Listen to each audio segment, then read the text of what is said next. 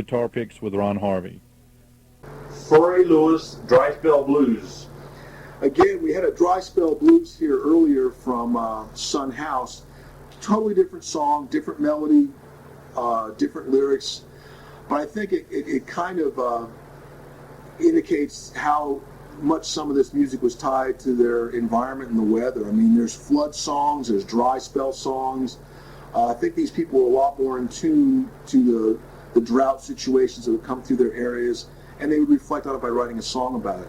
Now, Furry Lewis is another one of the artists that, played well into the 1960s, was rediscovered.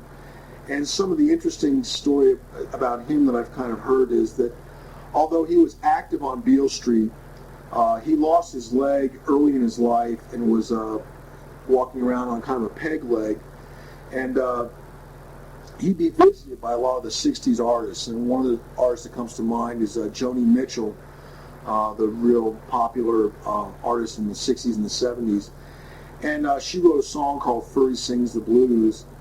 And it kind of indicates that a lot of these guys, older guys, would kind of hold court for some of the youngsters coming up. And they'd come to visit them in Beale Street, and they'd come into their room.